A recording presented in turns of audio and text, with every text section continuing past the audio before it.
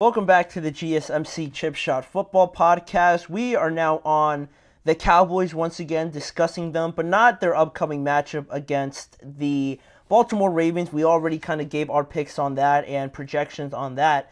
This time, Emmitt Smith, the longtime legendary Cowboy, brought up the Week 2 loss to the New Orleans Saints and also previewing this upcoming game against the Ravens and also not holding back on his former team. I think this was as honest of a response that I could have seen in general out of former players talking about their teams. Not a lot of them speak like Emmitt Smith did in this last interview that he had on the Up and Adams show, and I thought it was worth bringing up because I think it highlights a lot of what I've been saying and just being brutally honest, I think. And it is something to bring up here to show you guys what he said in a couple of instances in this statement. He said, initially, on the Cowboys being a playoff team, he said, "I'm not sure. Last week was just a debacle. It was just a debacle, period. And we didn't then rise up like we should have. And maybe we don't have the talented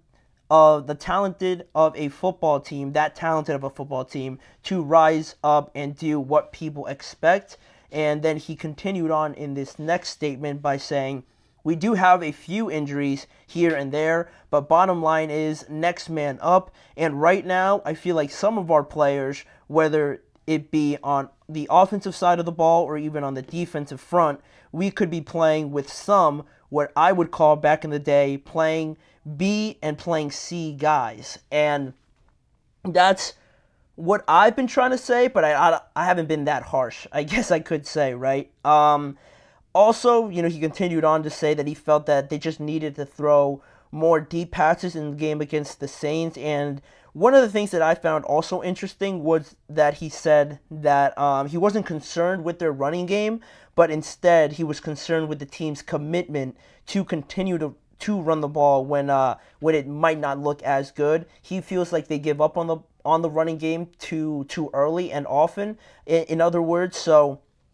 it obviously doesn't help when you go down as quickly as you do to the Saints, but you're trying to catch up fast, so you kind of ignore it. But to stay on this statement that he said, right, mentioning that, I'll go back to the first statement, actually, the first part of that. He said, "The main part to me was, and we didn't then rise up like we should have, and maybe we don't have that talented of a football team to rise up and do what people expect." And, in other words, like I've been saying, they just don't have the personnel really to match up. And, styles make fights. That's what everybody says, right? That's when you get, going back a couple years, right, in the past with the Bills and the Chiefs, two great quarterbacks, two very explosive offenses. That game that we saw, it's going to be hard to ever see a game like that, right, when the Bills tie it up with very little time left, seconds left, and then Patrick and the Chiefs go down in even less time and kick a field goal, go into overtime and whatnot, and then we get an overtime game and the Chiefs end up winning, right? Those sort of styles are very comparable and make for an exciting game. But also, when you just don't have the extra weapons, the running game, like Emmitt Smith, references as well. The quarterback, is great. Dak is a good quarterback. He's proven it last year. Going up against Derek Carr, you'd think you'd have the advantage there or a favorable matchup, right? If you're going quarterback for quarterback, then you look at the receivers, and you're looking at Chris Olave, CeeDee Lamb, Rashid Shaheed, and then I guess Jalen Tolbert, Brandon Cooks, Ezekiel Elliott as your running back, and then you get an upgrade, not necessarily just as a player for player, but I think in this moment Alvin Kamara is in a better spot than Zeke. So when you have that level of, I think, sort of similarity, you got to look to other places, right, to try and find an advantage, and that's where I think the play calling, the scheming, and matching up with some of these teams, right? Because the Saints, the play calling from Clint Kubiak, I think, is a huge thing. Everyone's talking about it now.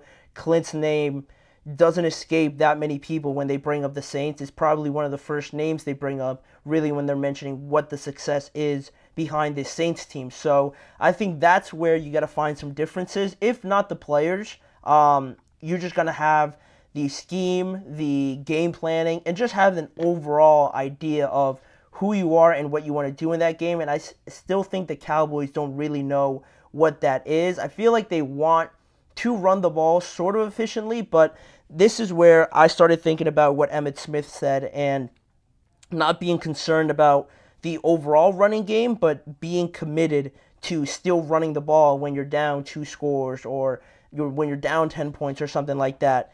I started thinking about the fact that if you're sort of questioning the commitment to continue to run the ball, to me, one of the first things I think of is it has to do almost with your belief in your running game, right? Do you feel good about who you have at the running back position? Do you feel confident in your running game to continue to do it relentlessly through most of the game? It's not whether a question of, Zeke, Rico Dowdle, they're professional football players, right? They can execute a running game very good, very average, the bare minimum, right? It's not like they're pedestrian or amateur level, right? They're good NFL players, right? But still, the commitment or the belief to execute it at a high level, it makes me believe that maybe the coaches, maybe Mike McCarthy, don't really believe in it or don't really believe in the players or the scheme that they're running overall to continue to run it, right? It's almost like they're trying to find an excuse to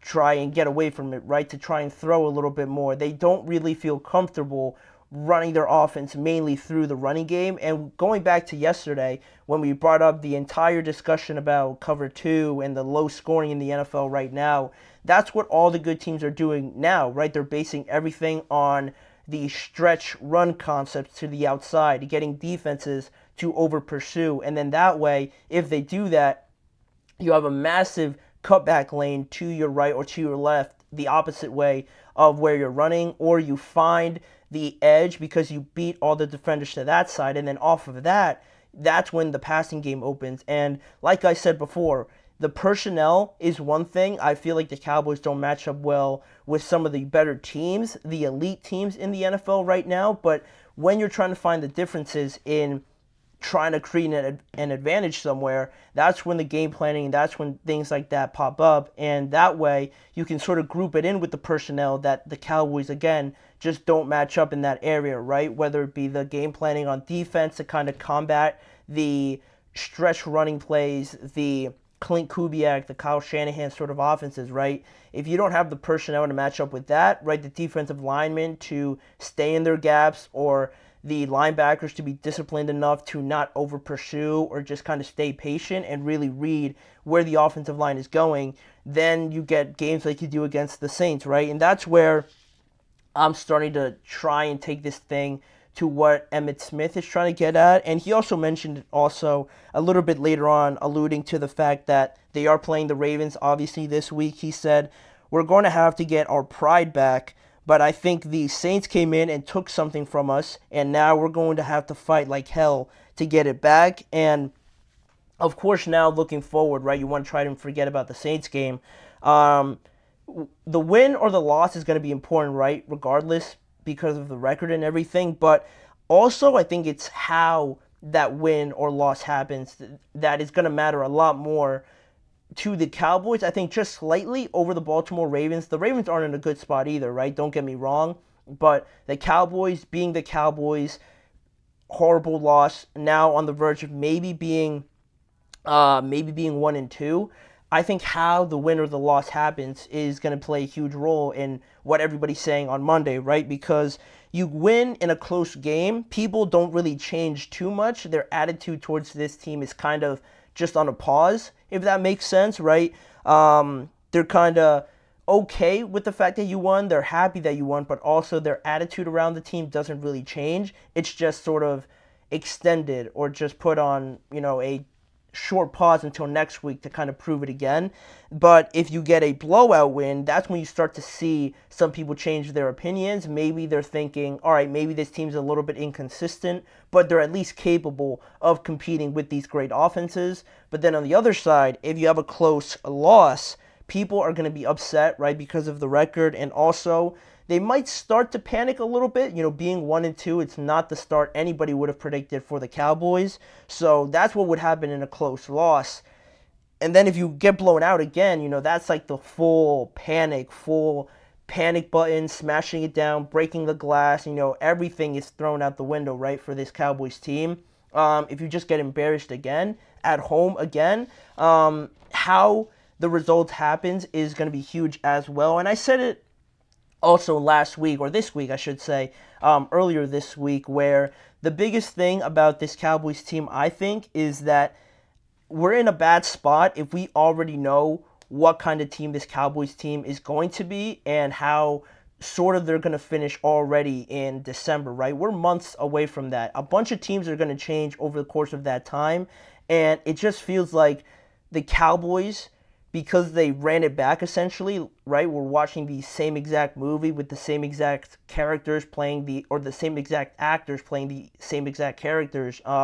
We know how this story ends, either with a playoff loss in the first round or, dare I say, maybe not even making the playoffs at all. If you start 1-2, that's where, Emmitt Smith starts questioning, are you even a playoff team anymore, because you brought back the same players, but you lost a lot of players as well. That to me is the worst part of this. So early on, you're already trying to prove that you're a playoff team, right? And that's for November, December a little bit, right? When you're kind of back against the wall, if you find yourself in that position, you're trying to prove yourself, trying to fight for a playoff spot. That's when really people start to evaluate you in that regard, right? But I feel like the Cowboys are in that situation already right now where they're trying to prove themselves to everybody already, and we've only played 2 games, right? They're trying to prove what this offseason, what their decisions that they made are, whether right or wrong, and I think a lot of people are starting to lean in the wrong category, right?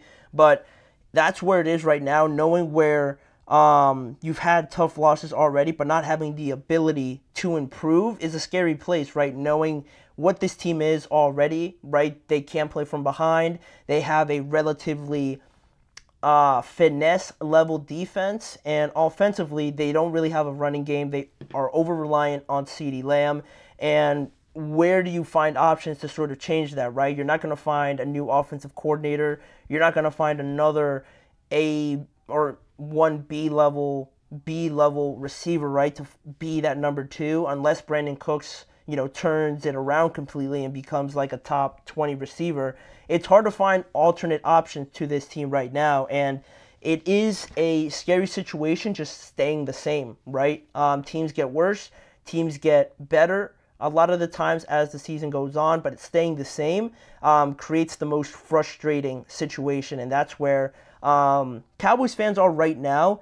It's hard to say that they can get even more frustrated, but I think, definitely if they miss the playoffs, which Emmitt Smith is questioning, I think would really be something that I haven't really seen in a long time, and how that would react, what sort of consequences that would create. I would be interested in seeing that, but I think we're way too early to kind of predict that. That's like absolute worst case scenario for this team, right?